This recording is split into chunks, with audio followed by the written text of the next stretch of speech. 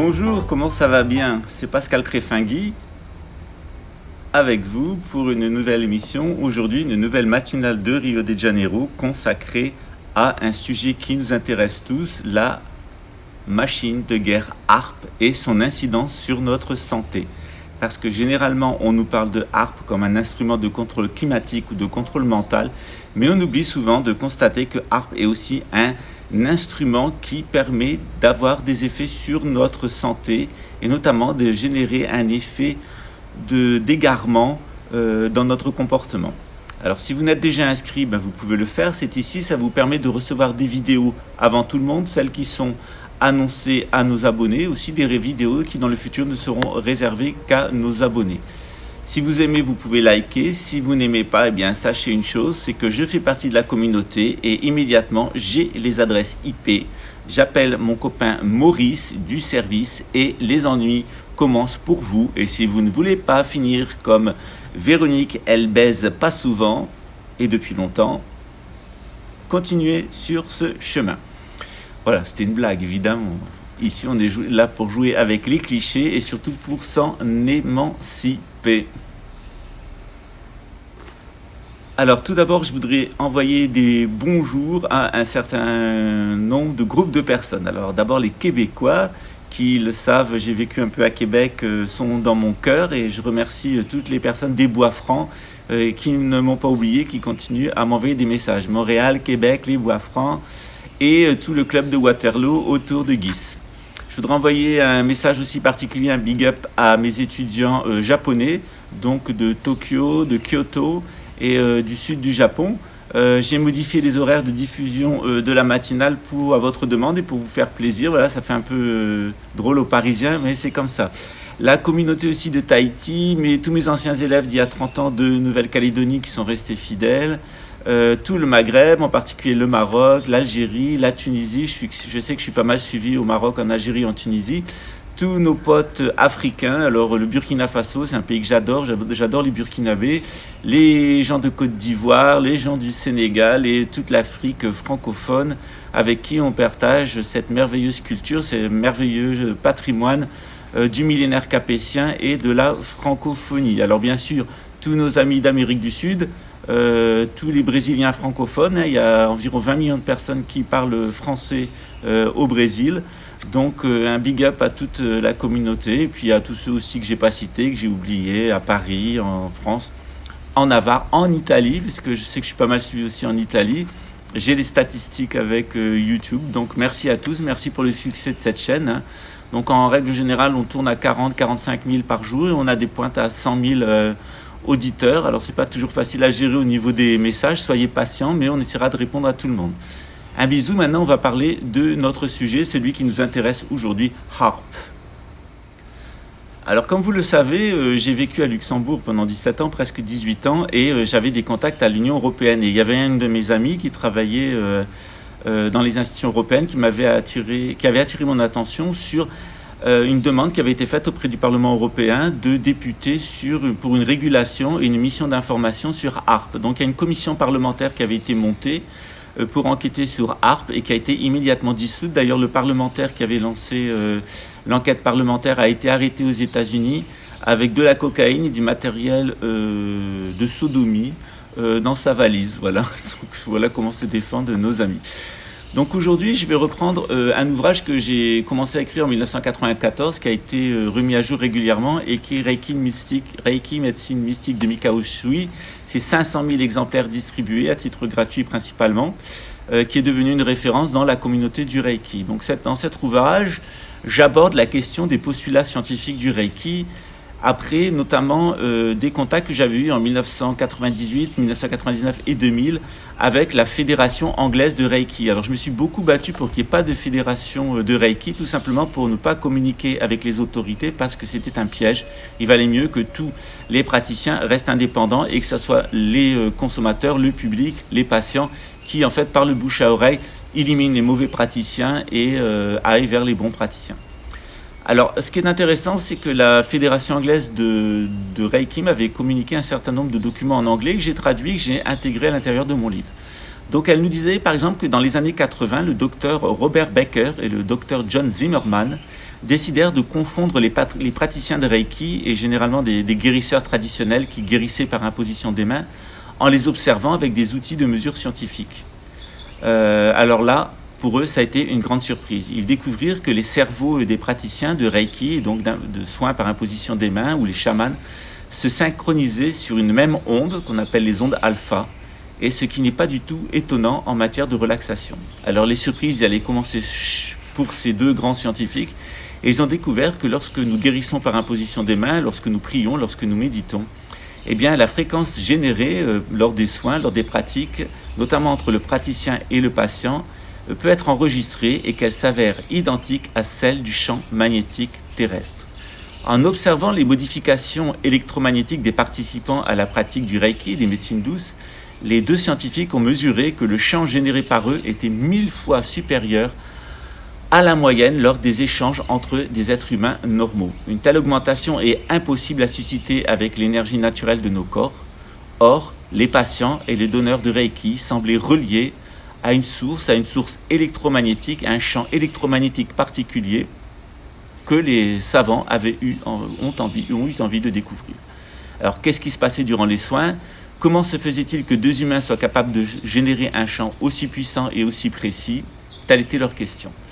Le professeur Tony Brumel observa en 1997 que le champ biomagnétique qui était généré lors des soins par imposition des mains, notamment par les soins de Reiki, avait une configuration qui était identique à celle de la résonance de Schumann. Donc c'est une onde géostationnaire en altitude sur laquelle travaille donc la machine HARP et qui suivait les mêmes algorithmes mathématiques. En effet, la Terre se conduit comme le corps humain, à l'image d'une sorte de circuit électromagnétique. Entre la surface du sol et l'altitude de 55 km où se trouve la constante de Schumann, il existe une sorte de champ particulier, une cavité qui est animée de champs électromagnétiques qui sont assez incroyables. Sans cette cavité, la vie sur Terre serait impossible parce que des décharges électriques violentes nous frapperaient constamment. La résonance ou la constante de Schumann est ainsi une sorte de vague électromagnétique, une sorte de constante qui est présente parmi d'autres vagues électromagnétiques au sein de cette cavité. Alors les particularités de cette cavité, de la constante de Schumann, furent découvertes en 1954 par les professeurs Schumann et Koenig, si vous préférez. Les professeurs Paul Davies et John Cribben, dans leur ouvrage The Matter Myth, indiquèrent en 1991, alors ce livre n'a pas été traduit en français hélas, que selon un postulat qu'ils formulèrent alors, toutes les parties de la Terre communiqueraient entre elles comme les éléments d'un même hologramme à partir de cette constante de Schumann. Donc la constante de Schumann relierait l'intégralité des individus entre eux et lorsque nous synchroniserions nos cerveaux en mode alpha par l'imposition des mains, par la méditation, par la relaxation, nous serions en communication avec cette constante de Schumann et de là tous les mammifères. Pour eux, ils l'ont démontré, la vie est totalement indépendante, interdépendante. Ce qu'on fait à un être humain, à un mammifère, se répercute à l'ensemble de l'espèce. Ils ont essayé de mettre en évidence comment la vie pourrait communiquer ainsi sans matière et sans énergie depuis cette constante de Schumann. Le professeur Brunel a suggéré qu'il pourrait y avoir une transmission d'informations entre la vague électromagnétique, donc la constante de Schumann, et les praticiens, selon une des particularités des zones électromagnétiques des fractales de transmettre de l'information sans énergie ni matière. En effet, c'est ce qu'on appelle la radionique. Dans notre centre tibétain, notre centre bouddhiste, on a un institut de radionique où nous utilisons le pouvoir de la radionique. C'est la capacité de transmettre de l'information d'un objet ou d'un corps à un autre sans contact physique, sans contact mécanique et sans contact électromagnétique. Cela a été mis en évidence par le professeur de la foi et les frères Servranckx, donc il y a toute une science que l'on appelle la radionique. Il semble que cela fonctionne donc avec la constante de Schumann. Ce qu'on a observé, c'est dès que les pratiquants de méditation, de Reiki, de soins par imposition des mains se positionnent en mode alpha, le transfert s'opère entre la constante de Schumann autour de la Terre et eux et s'étend à d'autres personnes. En réalité, on avait observé ce phénomène dans les phases de sommeil profond où le corps se relâche, notamment la conscience, où nous nous déconnectons d'un sentiment de moi. Donc plus nous avons d'ego, plus nous raisonnons en moi, je, et plus nous sommes déconnectés. Plus nous mettons notre cerveau en mode alpha, en relation avec les autres, et plus nous sommes connectés avec cette constante de Schumann. Les professeurs Zimmerman en 90 aux États-Unis et Seto en 1990 au Japon ont étudié les champs biomagnétiques qui entouraient les mains des praticiens pour savoir s'il s'y déroulait un transfert d'informations sur le mode de la radionique et des fractales. Ils découvrèrent que les pulsations électromagnétiques générées par les mains des praticiens étaient les mêmes que celles des cerveaux, entre 0,3 et 30 Hz, et particulièrement lorsque les cerveaux sont en mode alpha, entre 7 et 8 Hz. Des études indépendantes avaient déjà mis en évidence que des fréquences types influençaient directement diverses fonctions du corps. Par exemple, la fréquence de 2 Hz produit un effet de régénération sur le système nerveux. La fréquence de 7 Hz agit sur la croissance osseuse. La fréquence de 10 Hz sur les ligaments, de 15 Hz sur le système sanguin, etc. Des appareils ont été mis au point, dont celui de Royal Raymond Rife, dont je vous ai parlé avant-hier, qui a été interdit et détruit par l'établissement médico-scientiste. Mais on sait par exemple que ces fréquences électromagnétiques, elles aident à réparer des fractures osseuses en quelques heures. Donc, je vous ai donné l'adresse de HBO en Allemagne qui produit des machines qui sont utilisées chez des kinésithérapeutes, qui sont exportées principalement vers la Russie où le matériel et le soin par les ondes électromagnétiques est autorisé. Le professeur Becker a démontré que les vagues d'ondes cérébrales ne se limitent pas au cerveau, mais elles voyagent dans tout le corps, en surface du système neurologie, et que cette divagation, ce cheminement des ondes électromagnétiques et des ondes cérébrales sur le corps reprenait exactement le schéma du système de l'acupuncture qu'il a été développé par les Chinois. Durant les traitements de Reiki, de soins par imposition des mains et de méditation, on a observé qu'une vague d'ondes électromagnétiques pouvait être générée par le thalamus du soigneur, puis prendre de l'ampleur dans le corps au fur et à mesure qu'elle s'étend jusqu'aux mains et se transmettre au patient. On a remarqué qu'il y avait une vague qui s'engouffrait du thalamus qui était mis en résonance vers toutes les fonctions du corps qui se trouvent ainsi stimulées, y compris vers les personnes que l'on touche, et par la constante de Schumann, on peut même atteindre toute l'humanité. On a donc observé scientifiquement l'effet du soin par imposition des mains, l'effet des soins électromagnétiques par des machines comme celle de Royal Raymond Rife basées sur les vibrations. Mais on le mesurait avec le professeur Zimmerman et le professeur Becker pour la première fois. Comment est-ce qu'on allait expliquer ces phénomènes ? Plusieurs hypothèses ont été avancées. Je présente dans mon ouvrage quelques pistes, mais je vais aller un petit peu plus loin maintenant en parlant de la physique quantique, puis de la voie de la Terre, puisque cela est lié au programme HARP, et on verra que le programme HARP est non seulement destructeur pour l'environnement, fait du mind control, mais aussi détruit notre communication avec les autres êtres humains et nuit gravement à notre perception de l'environnement. Un des arguments en faveur du Reiki et des soins par imposition des mains a été développé au Canada par le réseau Proteus et notamment le site Passeport Santé qui a été créé par un couple de Québécois dont plusieurs enfants étaient morts du cancer et qui se sont intéressés aux médecines douces afin de sauver leur dernier enfant. Ce site internet, je vous le conseille, il fait le point sur la plupart des médecines douces et notamment les études scientifiques, les études cliniques qui sont consacrées à différentes techniques comme l'acupuncture, les soins par apposition des mains, le chamanisme, la machine de Royal Raymond Rife et un certain nombre d'autres techniques. Il y a plus de 300 techniques qui sont étudiées par ce site internet Passeport Santé qui est entièrement financé par ce couple qui ne vit pas de la publicité et qui ne demande aucune participation. Ce qui est intéressant est ce qu'ils nous disent sur le Reiki. Ils nous disent que les concepts se trouvant à la base des thérapies énergétiques en général, tels que le Reiki, ont des points communs théoriques avec divers modèles proposés en physique quantique. Bien sûr, aucun de ces modèles n'a été expérimentalement lié à la médecine ou à des résultats cliniques.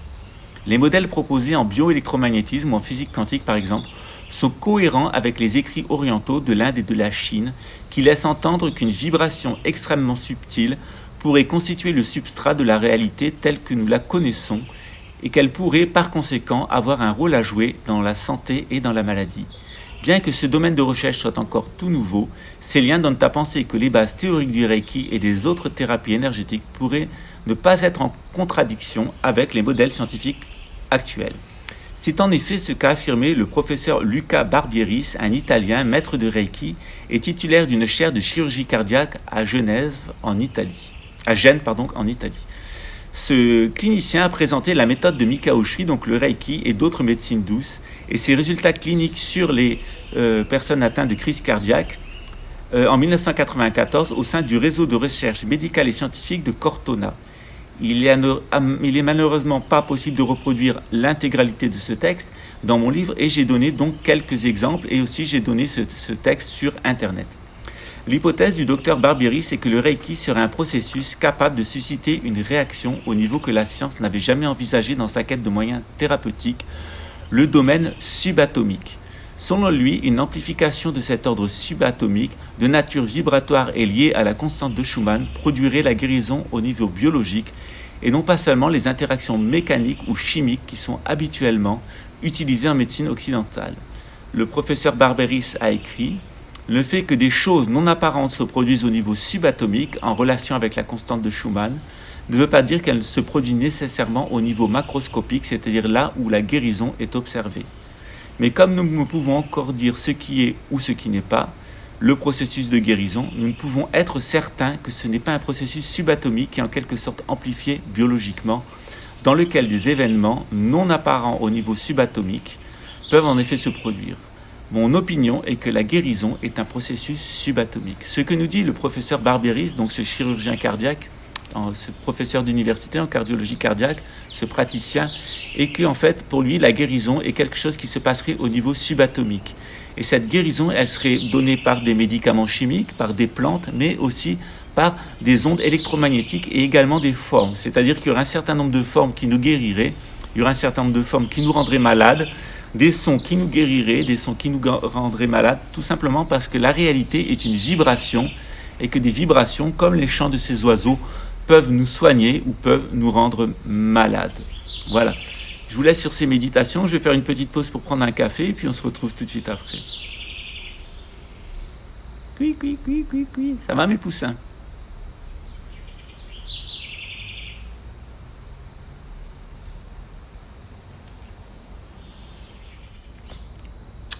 Le professeur Barberis s'inspire en ce postulat des découvertes de la physique quantique. Il affirme, comme nombre de ses collègues, que la science moderne, la science médicale, non seulement est une pompe à fric, non seulement elle nuit aux patients, mais elle est complètement déconnectée des modèles scientifiques actuels et des singularités comme celle de la technique de Reiki et d'autres ethnomédecines.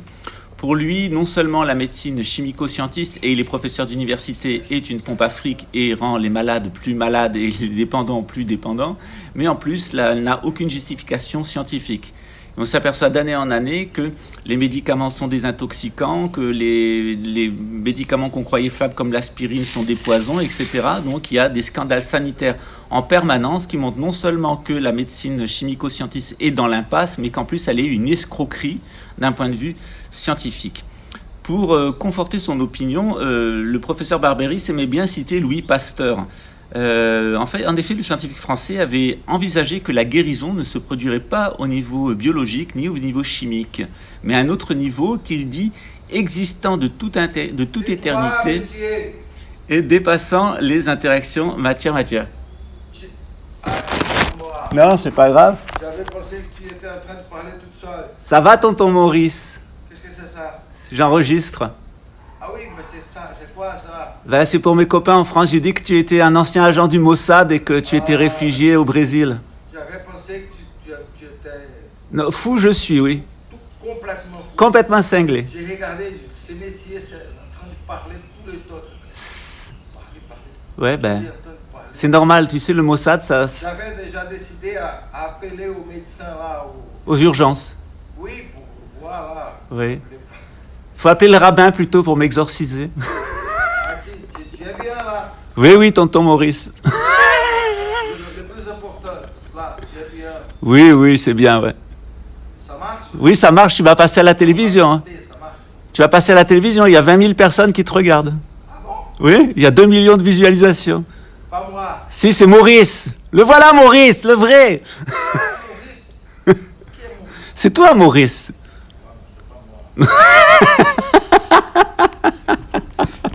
Allez, ciao. Toi aussi. Ben voilà, je vous ai présenté mon oncle qui est mon inspirateur de Maurice. Donc où en étais-je? Donc en 1996, le professeur Barberis présentait de nouveau le Reiki au 3e colloque européen d'ethnopharmacie, puis à la première conférence internationale d'anthropologie et d'histoire de la santé et de la médecine. En appui de ces allégations, il faisait état d'une expérience conduite en laboratoire qui aurait démontré que les émanations des mains des praticiens de Reiki, et généralement donc des personnes qui pratiquent les ethnomédecines, changeaient de configuration le modèle des molécules d'eau. Donc quand une personne fait du Reiki ou quand elle fait des traitements par imposition des mains, si on lui fait imposer ses mains sur l'eau, on s'aperçoit que la configuration des molécules d'eau change, ce qui d'ailleurs montre bien qu'il y a une mémoire de l'eau. Et il dit notamment que dans une expérience menée par Schwartz et Hals en 1991, le spectre infrarouge d'échantillons d'eau stérile fut altéré par l'énergie dégagée par les mains des praticiens. Les auteurs suggèrent que les praticiens peuvent affecter les liens d'hydrogène, soit en changeant la force de ces liens, soit en provoquant des changements dans les proportions des molécules d'hydrogène. En d'autres termes, le traitement a changé la configuration du modèle des molécules d'eau. Et il se pose la question, devons-nous tenter d'atteindre une compréhension rationnelle de ces phénomènes ou devons-nous rester dans le monde merveilleux et fascinant de l'ésotérisme? Donc toujours selon le professeur Barberis, le Reiki agirait au niveau quantique sur l'information véhiculée par les molécules d'eau. L'eau est constituée d'hydrogène et il est remarquable que 75% de l'espace interstellaire de l'univers soit ainsi constitué de ce corps élémentaire, donc d'hydrogène. Cela signifie-t-il que l'hydrogène est le lien entre toutes les formes de vie et que les ethnomédecins, les praticiens du Reiki arrivent par l'imposition des mains, par leur activité cérébrale à générer une onde, une vibration à l'intérieur de ces molécules d'hydrogène et que en fait la guérison se produirait à ce niveau-là. C'est une des pistes. On sait que notre planète, du fait de sa masse aquatique, donc composée en partie d'hydrogène, agit comme un récepteur des informations de l'univers. Donc toutes les informations qui sont venues de l'univers, elles sont captées par l'eau des mers et l'eau de notre corps à 75% et elles sont reconstituées, retranscrites sous forme d'informations. Donc en rétablissant le lien entre cette masse d'eau de la planète, et donc la planète et l'univers tout entier, et notre corps composé en grande partie d'eau, les mains des praticiens pourraient influencer leur santé et la santé des patients en influence sur la configuration des molécules d'eau. Et c'est effectivement une question qui se pose de plus en plus, c'est quel est le pouvoir de l'eau dans notre santé? Et on sait que les anciens guérissaient par l'eau, soit dans des bains, soit par des jeunes où on buvait seulement de l'eau, et qu'il semble qu'il y ait donc une grande interaction entre l'eau et notre santé. Et on remarque que dans beaucoup de religions, le baptême, qui met donc en œuvre de l'eau, est utilisé pour effacer les péchés, pour effacer les conséquences de mauvaises actions qui sont à la base de la maladie. Alors, l'expérience de Schwartz et de Hals de 1991, que je vous ai décrite, montre que l'imposition des mains peut changer la nature de l'eau, notamment les liens entre les atomes d'hydrogène. Quelles conséquences en matière de circulation de l'information? L'univers, qui est naturellement en bonne santé, communique-t-il avec nous, avec le patient, à travers une antenne? Et c'est-à-dire, est-ce que le praticien de Reiki, le chaman, la personne méditante, va être une espèce d'antenne qui permet de rétablir la connexion de la personne avec la planète, avec la Terre, et de là à tout l'univers? Est-ce que c'est cette eau du corps qui est réceptrice de cette information? Est-ce que c'est cette eau du corps qui en fait génère notre santé? Donc cela signifie-t-il que la maladie a pour cause, à la base, une anomalie dans l'eau des cellules du corps? Rien ne permet de l'affirmer avec certitude. De plus, cette théorie a l'inconvénient de rendre difficilement observable le processus d'antenne du Reiki par les moyens scientifiques à la disposition du Kidam. Au niveau quantique, le même phénomène physique peut être mesuré sous forme d'ondes ou sous forme de particules. Cela veut-il dire qu'il y a des ondes qui sont venues du cosmos ou des particules subatomiques qui ont été générées pendant le Big Bang et qui sont chargées de nous maintenir en bonne santé et qui sont échangées entre un praticien et une personne et un patient? Ça, c'est une des questions qu'on se pose parce que le rôle homéostatique de l'eau, notamment autour et dans la cellule, est très important dans le processus d'échange des informations avec l'environnement. Le Reiki consiste-t-il, comme toutes les médecines douces, par imposition des mains, à influer sur les échanges de l'homme avec l'univers par le biais des molécules d'eau? L'homéopathie, les fleurs de Bach, les quintessences florales, minérales, avec des modalités différentes, certes, revendiquent un mode d'information par l'eau pour postuler de leur efficacité scientifique et pas seulement clinique. L'expérience menée par Schwartz et Hall n'envisage que l'imposition des mains, notamment dans le Reiki. On peut aussi remarquer que les méditants, lorsqu'ils vont méditer un certain nombre de divinités ou des symboles ou des lettres, ont une capacité aussi à générer des activités d'échange d'informations avec le patient qui ont un effet sur la santé. Et en matière de transmission ainsi d'informations, un des phénomènes qui est le plus important est le phénomène de la fractale. Alors, la fractale, c'est une image, on parle d'image fractale, c'est une image qui, quel que soit le niveau d'observation, est la même image. C'est-à-dire que quand on regarde une côte de très haut ou de très près, on va retrouver à peu près le même dessin, le même cheminement. Et c'est le postulat de Schwartz et Hals, qui est repris par Barberis, est qu'en fait, les molécules d'hydrogène qui sont présentes partout dans l'univers auraient, depuis le Big Bang, une sagesse interne, des formes pensées à l'intérieur, et que plus l'être humain est connecté avec l'eau, avec ses molécules d'hydrogène et avec l'information générée depuis à l'origine par le Big Bang, et plus la personne se maintient en bonne santé. Donc il y aurait une sorte d'information sous forme de forme fractale qui viendrait du Big Bang jusqu'à maintenant. Or, c'est justement ce que nous disait la Kabbale et ce que nous disaient les musulmans, c'est-à-dire que lorsque Dieu a créé, Allah a créé le monde, il l'a fait sous forme d'un verbe, c'est un verbe, c'est quand on parle, et avec des lettres, et que en fait ces lettres, elles portent non seulement des dessins avec des significations, mais elles portent aussi de l'énergie et qu'elles peuvent influer sur notre santé. Dans plusieurs traditions, par exemple dans l'islam, on impose le Coran et on récite certaines formules selon certaines maladies pour produire un effet de guérison. Alors scientifiquement, ça paraissait fou jusqu'à présent, sauf que maintenant, avec ce qu'on sait sur le Big Bang, sur ces molécules d'hydrogène, sur la capacité de l'eau à transmettre de l'information, notamment à l'eau de notre corps, eh bien on a une explication. Notre santé, elle est programmée depuis le Big Bang, depuis la création du monde, depuis l'origine du monde, par ce verbe créateur, pour nous maintenir en bonne santé. Et on retrouve tout à fait ça dans le christianisme, dans l'islam, et même dans le judaïsme avec la science des lettres, où on s'aperçoit que depuis les lettres qui sont émises par Dieu, 22 lettres en hébreu, 28 lettres en arabe, 32 lettres dans l'alphabet adamique, eh bien il y a tout le pouvoir divin, toute la sagesse divine, ces formes divines qui ont cette capacité à nous maintenir en bonne santé.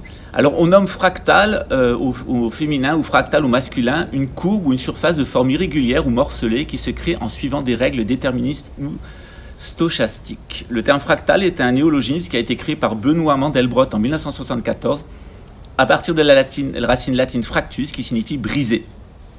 Donc ce terme était au départ un adjectif, on parlait des objets fractales. Maintenant on parle d'un dessin fractal, d'une information fractale, c'est-à-dire une information qui, du commencement de l'univers jusqu'à l'intérieur de notre corps, jusqu'à la forme des galaxies, des planètes, etc., est exactement la même. Donc on retrouve la même forme, par exemple la galaxie, elle va avoir exactement la même forme que la façon dont vont s'organiser les molécules à l'intérieur de notre corps. Donc ces fractales, on les observe assez facilement dans la nature, elles ont une structure similaire sur une échelle très étendue. Par exemple, les nuages ont la même forme que les flocons de neige, les montagnes, les cristaux, les réseaux de rivières, etc. Le chou-fleur est semblable et les brocolis sont semblables à notre système sanguin. Les arbres et les fougères, par exemple, ressemblent tout à fait à notre système lymphatique ou notre système sanguin et peuvent être modélisés par un ordinateur à l'aide d'un algorithme récursif. La nature récursive est évidente dans tous ces exemples. La branche d'un arbre ou la fronde d'une fougère sont des répliques miniatures de l'ensemble. Donc pas identiques, mais de nature similaire. La surface d'une montagne peut être modélisée à l'aide d'un ordinateur en utilisant une fractale. Prenons un triangle. Et dans un espace tridimensionnel, nous connectons les milieux de chaque côté par des segments. Il en résulte 4 triangles. Les points centraux sont ensuite déplacés aléatoirement vers le haut et le bas dans un rayon défini. La procédure est répétée, diminuant le rayon de moitié à chaque altération. Et la nature récursive de l'algorithme garantit que tout est statistiquement similaire à chaque détail. C'est-à-dire qu'à partir d'une grande image, on peut la réduire pour faire des petites images. Et à partir d'une petite image, on peut faire une grande image en la répétant selon un certain algorithme. Eh bien, cette tradition, cette information qui est découverte par la science depuis peu, elle existe dans toutes les traditions spirituelles, notamment les traditions moyen-orientales où les montagnes ont toujours été vues comme des lieux de révélation, où la divinité exprimait ses règles. Par exemple, Noé sur le mont Ararat, Moïse sur le mont Horeb, Jésus sur le mont des Oliviers, Mahomet sur les montagnes qui entourent la ville de Pétra, où a été relevé le Coran, notamment dans une grotte où il reçoit la visite de l'ange Gibraïl, Mao Tse-tung dans le shintoïsme, Akura Mayama, etc. Est-ce que, d'une certaine façon, ce que nous enseignent ces grands prophètes est qu'il y a des formes fractales, des dessins fractales qui, depuis le Big Bang, peuvent avoir un effet sur notre santé physique et notre santé mentale? En effet, certains astrophysiciens ont remarqué des similitudes dans la répartition de la matière dans l'univers à 6 échelles différentes. Les effondrements successifs de nuages interstellaires dus à la gravité seraient à l'origine de cette structure fractale de l'univers. Ce point de vue a donné naissance au modèle de l'univers fractal qui décrit un univers donc basé sur les fractales, un univers qui ne serait pas aléatoire mais qui suivrait une structure de développement, une structure de mathématiques parfaitement rigoureuse. Le milieu interstellaire, qui est le composant gazeux de notre galaxie et des galaxies extérieures, est composé à 75% en masse d'hydrogène, je vous l'ai dit. Sa structure, révélée notamment grâce au rayonnement des raies moléculaires, apparaît au premier abord très chaotique. Elle est formée d'un écheveau de filaments et de structures amorphes qui semblent se répéter de façon aléatoire à toutes les échelles. Cet aspect autosimilaire est d'ailleurs très troublant. Il n'est pas possible de déterminer la taille d'une structure uniquement par son aspect. Des zooms successifs jusqu'à 6 ordres de grandeur redonnent sans cesse une image similaire, caractéristique d'un système fractal. En effet, quand l'on regarde l'univers de loin ou de près, on trouve toujours les mêmes formes et ce postulat scientifique est que cette information sur les formes serait transmise depuis le Big Bang par les molécules d'hydrogène. Donc selon cette théorie, les observations scientifiques, les mêmes règles agiraient dans tout le vivant à partir d'un système originel et unique qui est reproduit à l'infini. On retrouve donc le même modèle de développement dans l'univers, de l'infiniment petit à l'infiniment grand. Il ne s'agit pas ici d'expliquer en fait le soin par imposition des mains, comme le Reiki, comme une connexion au niveau quantique, avec des échanges sous forme d'ondes ou de corpuscules, mais comme un système de fractal.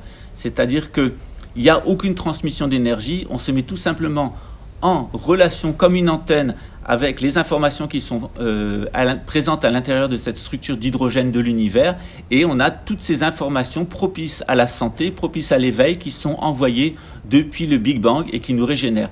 Et on trouve là tout à fait l'explication de ce qui est dit dans l'évangile de Saint Jean, que Jésus est un verbe créateur, et que sa présence manifestait autour de lui la guérison et effaçait les péchés de l'humanité. Donc on a là quelque chose qui est tout à fait intéressant, qui semble avoir aussi été caché de manière allégorique dans la marche sur l'eau de Jésus. Jésus semble nous dire qu'il est capable de marcher, de voguer sur l'eau, donc sur l'hydrogène, sur cette vague d'informations qui, depuis le Big Bang, nous amène vers l'éveil et nous permet d'avoir une santé parfaite en permanence. Le principe de fractalisation ou d'individiosimilitude peut être observé comme base de l'organisation de la nature. Par exemple, quelle que soit l'échelle, les courbes des lignes des bords de mer suivent ce modèle. De même, les arbres, avec leurs feuilles et leurs racines, obéissent à un même schéma de développement dans leur ensemble et chacune de leurs fonctions. On retrouve l'arbre dans la feuille et la feuille dans l'arbre. C'est la même chose dans le corps humain, les vaisseaux sanguins, les bronches et tous les aspects de l'anatomie suivent le même principe de fractalisation dichotomique. Donc on retrouve dans l'être humain une apparence humaine jusqu'à l'intérieur des cellules les plus petites. Ce qui est vrai au niveau de l'anatomie, la forme des organes, est aussi observable au niveau fonctionnel, la manière dont les organes fonctionnent et leur rôle dans le corps. Ce point est d'importance capitale. Les activités des organes peuvent être représentées par des fractales, même si les formules mathématiques varient. Par exemple, la courbe de l'ECG, du Holter, mesurant le changement de la fréquence des contractions du cœur pendant 24 heures, est identique, quelle que soit l'échelle utilisée par l'électrocardiogramme. Vous l'avez vu, quand vous avez fait un électrocardiogramme, il y a des grandes courbes ou des petites courbes, mais ça suit toujours le même algorithme. Sur la vingtaine de théories scientifiques qui ont tenté d'expliquer les effets cliniques de l'acupuncture et de l'existence des méridiens, celle fondée sur le principe des fractales semble la plus réaliste. Selon le système de fractales émergeant des observations scientifiques russes, le méridien d'acupuncture serait le cycle extrême d'une vague d'ondes et de petits corps, de corpuscules, au sein d'une logique d'organisation fractale. Donc l'univers est organisé comme une immense fractale, et en nous reconnectant sur l'univers, on rétablit la santé dans tous ces points. En détruisant la santé à un niveau, on déconnecte la personne de l'univers et on provoque l'effondrement de sa santé, l'effondrement de son organisme, puisqu'on la retire du tout. À partir du moment où on réintègre une personne dans le tout, l'univers lui communique suffisamment d'énergie et de ses formes fractales pour rétablir chez elle la santé. Donc, on aurait, en matière de santé, un processus, en fait, comme une sorte de processus d'hologramme, où l'homme serait une partie d'un grand hologramme général, et ce grand hologramme général se retrouverait à l'intérieur de l'homme. Plus l'homme est connecté à la nature, plus il est connecté aux autres et plus il est en bonne santé. Et plus l'homme est déconnecté de la nature, plus il est déconnecté des autres et plus l'homme est en mauvaise santé et va développer des maladies jusqu'à dépérir et mourir. Voilà, je vous invite à lire mon livre, donc Reiki, médecine mystique de Mikao Usui, le tome 12. Vous aurez toutes ces informations et bien plus, je reviens sur toutes ces grandes découvertes scientifiques. C'est difficile dans une vidéo d'aller dans des concepts scientifiques un peu pointus. Ce que je vais vous dire maintenant concerne plus précisément le système HAARP. Donc vous avez compris que l'univers, plus on est connecté à l'univers, plus on est en bonne santé, parce qu'à travers ces molécules d'hydrogène, il y a des informations qui nous sont transmises depuis le Big Bang et qui nous maintiennent en bonne santé, en relation avec les autres et en relation avec l'univers. Et que la maladie, elle vient d'une déconnexion avec les autres, d'une déconnexion avec l'univers et d'une déconnexion avec notre propre programme, notamment notre programme génétique. Or, ce qui est intéressant maintenant, c'est que HAARP va justement produire ceci. C'est-à-dire que l'arme HAARP, elle a été créée pour déconnecter la Terre de l'univers et déconnecter les individus de la Terre et de l'univers. Donc le système HAARP a été conçu comme une arme qui amènerait à déconnecter l'humanité de l'univers, déconnecter l'humanité du Big Bang pour la faire mourir, tout simplement, la faire mourir en l'isolant et l'empêchant de capter les informations qui viennent de l'univers et qui lui permettraient de s'adapter et d'être en sécurité. Certaines personnes soupçonnent que ce système HAARP, il a été conçu pour empêcher l'humanité de réagir aux catastrophes qui vont être provoquées en 2029 par le passage du météorite Apophis. C'est notamment un certain nombre de signes qui sont faits par certains francs-maçons. Je vous ai expliqué ce signe. Il y a ce signe qui est fait quelquefois avec une pointe vers le bas et quelquefois ils font ce signe comme ça et après ils font un autre signe qui est un peu comme ceci. En fait, vous y prêterez attention, cela semble faire référence au grand jugement de l'humanité qui va avoir lieu lors du passage d'Apophis, puisque ce qui semble prophétiser est que le nouvel ordre mondial va échouer. Donc d'abord on va voir cette grande guerre civile, cette grande guerre mondiale, et ensuite le nouvel ordre mondial va s'installer, mais il va échouer à cause du passage en 2029 d'Apophis qui va générer des catastrophes sur toute la planète, des tsunamis, des tremblements de terre, des fumées. L'islam dit 3 grands tremblements de terre, l'apparition d'une grande fumée volcanique qui ferait le tour de la terre et qui créerait un hiver, et puis des tsunamis qui frapperaient l'humanité avec des chutes de grêle, etc. Or ceci semble placer sous l'empire du passage d'Apophis qui fera comme une torche, comme un point, on dit le point de Dieu dans certaines prophéties, qui passerait dans le ciel. Et il y a plusieurs voyants, notamment des mystiques français, qui ont dit que lorsque le point de Dieu, le point de feu apparaîtra dans le ciel, ça sera l'heure du châtiment, le moment où l'antéchrist sera abattu. Alors je vais maintenant revenir à cette histoire d'HAARP parce qu'elle est liée à cette constante de Schumann dont je vous ai parlé tout à l'heure. Donc je vous ai expliqué qu'il y avait un champ électromagnétique d'altitude sans lequel la vie n'existerait pas sur notre planète.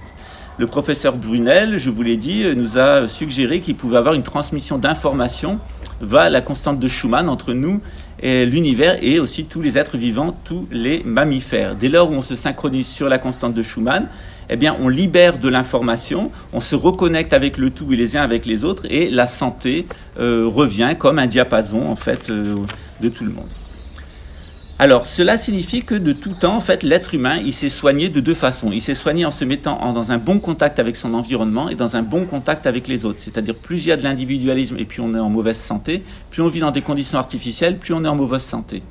Or, actuellement, la sédentarité, l'électronique, la pollution électromagnétique, elle a tendance à nous déconnecter de l'univers, aussi de nous déconnecter des autres. C'est-à-dire, on est connecté aux autres via Internet, mais on n'est plus connecté aux autres physiquement avec toutes les informations qu'il y a au niveau des cellules. Or, cette possibilité, elle est tout à fait intéressante. Je vais vous expliquer pourquoi. Je reprends un peu rapidement mon livre. Voilà. À Sedona, dans l'État américain d'Arizona, le professeur Ben Longtree, un ingénieur en électronique, a observé de manière intensive des fréquences électromagnétiques qui sont émises par la ionosphère et qu'il a appelé la voix de la planète. Selon lui, le champ magnétique terrestre dans son ensemble chante. Il y a un chant, une chanson du champ électromagnétique terrestre, du champ magnétique terrestre qui se transmet à tous les individus et qui est propice à la santé. Sur son site internet, il livre des relevés atmosphériques et géophysiques en temps réel qui sont très fiables et on peut d'ailleurs y écouter la constante de Schumann. Le professeur Lon Chui jouit d'une grande expérience de la technologie IRM, l'imagerie par résonance magnétique, et de l'observation des ondes cérébrales. Il a notamment observé qu'il y avait une synchronisation lors de la méditation entre les ondes cérébrales d'un individu, ce qui se passe dans la constante de Schumann, et par là, il y a une capacité à en rentrer en contact avec tous les individus de la planète, tous les mammifères, ce qui expliquerait qu'il y aurait des réactions collectives, ce qu'on appelle à tort l'inconscient collectif, qui serait plutôt des réactions collectives qui seraient liées à notre connexion personnelle avec la constante de Schumann. Plus une personne est connectée avec la constante de Schumann, plus elle peut influencer sur la conscience de l'humanité. Plus une personne est déconnectée de la constante de Schumann et déconnectée des autres, plus elle est enfermée dans ses propres pensées et elle va tomber malade. En effet, on sait que nos cerveaux émettent des ondes résonantes et sur diverses longueurs d'onde. Ces ondes sont en relation avec la constante de Schumann, ce champ en altitude dans lequel cette onde agit. Il serait donc possible d'y écouter toutes les pensées de la planète, toutes les pensées de la Terre et celles de tous les organismes pensants. Au-delà, il serait donc imaginable de moduler des ondes spécifiques avec notre cerveau, de les voir prises en charge par la ionosphère et se transmettre à autrui qui les capterait. Ce mécanisme a été mis en œuvre par Nikola Tesla pour transmettre de l'énergie sans fil. Car en effet, Nikola Tesla a remarqué que lorsqu'on envoyait de l'électricité vers la ionosphère se déformait et il créait une vague en altitude qui pouvait être captée par des moteurs pour animer des moteurs comme une connexion Wi-Fi, Wi-Fi, une connexion sans fil. On pouvait capter l'électricité sans fil et il l'a démontré avec des réseaux de lampes qu'il avait placés qui s'allumaient sur le champ magnétique terrestre qu'il avait amplifié. Donc, ce que j'essaye de vous faire comprendre, c'est qu'il y a une communication électromagnétique permanente entre tous les êtres vivants qui leur permet de se coordonner. Et que ce champ électromagnétique, il nous relie à l'univers, au champ électromagnétique global de l'univers. Ce qui est intéressant, c'est que la technologie HAARP a décidé de perturber ce mécanisme. En effet, cette constante de Schumann, elle est comme une grande vibration qui capte la vibration de l'univers, qui l'amplifie, qui le renvoie vers les êtres vivants, qui dans l'autre sens prend l'information des êtres vivants, l'envoie vers toute la Terre et l'envoie vers le cosmos. Et le danger, ça serait qu'une personne vicieuse, perverse, interfère dans ce processus pour modifier les réactions des êtres humains. Et c'est exactement ce que semble faire HAARP. Donc, ce que je disais dans mon livre, c'est que nous marchons tous inconsciemment à la cadence de ce grand tambour céleste qui fixe le tempo de la santé, du bien-être physique et psychique de la Terre, ainsi que de tous les êtres vivants. Endommager ce stimulateur équivaudrait à sonner le glas de la vie telle que nous la connaissons. Or, aujourd'hui, ce stimulateur est menacé par une arme militaire développée par le complexe militaro-industriel américain et qui sera parfaitement opérative en 2020, écrivais-je en 1998. Le laboratoire HAARP, qui est une des pièces de la guerre des étoiles. Et en effet, ce en face de quoi on est, et je l'explique donc dans mon livre de façon plus scientifique, de plus détaillée, avec des renvois vers des expériences scientifiques et vers des études cliniques, c'est qu'en fait, l'objectif de HAARP, c'est pas seulement d'envoyer des ondes électromagnétiques qui vont faire du mind control, agiter les gens, les rendre nerveux, ou les rendre paralysés, ou les rendre stressés, ou les rendre dubitatifs, ou les rendre malheureux. Non seulement faire générer des tremblements de terre, non seulement générer du changement climatique, mais aussi déconnecter l'individu de l'univers. Et face à la perspective d'une grande catastrophe qui serait causée par le passage d'un météorite comme Apophis, cette arme, elle serait un instrument pour déconnecter les êtres humains de l'univers. Car en effet, puisque la Terre est un organisme vivant, puisque nous sommes connectés à cet organisme vivant, si une partie de l'hémisphère nord venait à être détruite par le passage d'Apophis, il y aurait un certain nombre de vibrations qui seraient envoyées par la Terre vers les êtres vivants, qui leur demanderaient de migrer vers un autre endroit pour être protégés.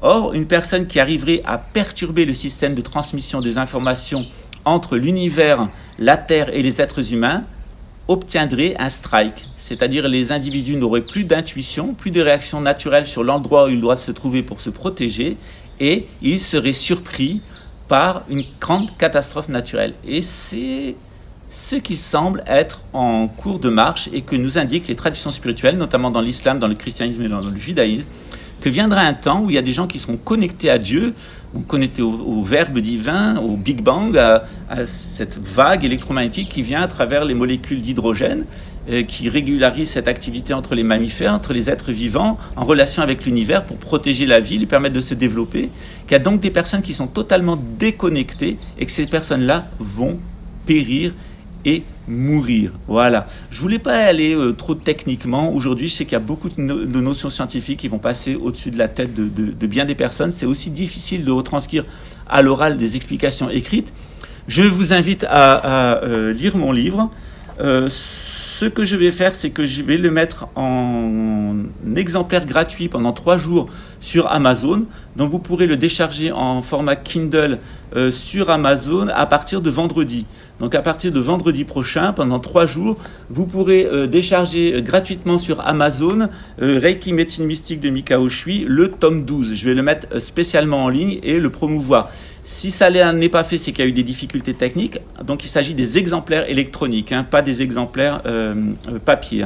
Mais vous pourrez le décharger sur Amazon gratuitement en exemplaire électronique, sans doute à partir de vendredi. Je vais voir comment ça fonctionne avec Amazon, sinon la semaine prochaine. Voilà, c'était Pascal Tréfingui.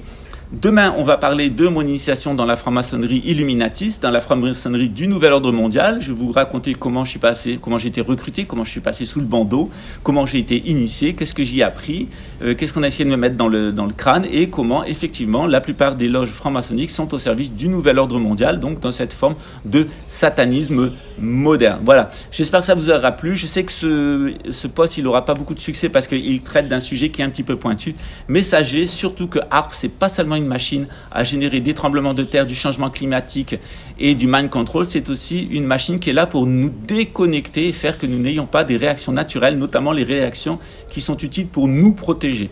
Donc une fois de plus, gardez des liens avec les gens qui sont autour de vous, aimez-les, gardez des liens avec la nature, aimez-la, priez, méditez, c'est la meilleure parade contre le nouvel ordre mondial. C'était Pascal Tréfingui pour cette matinale de Rio de Janeiro.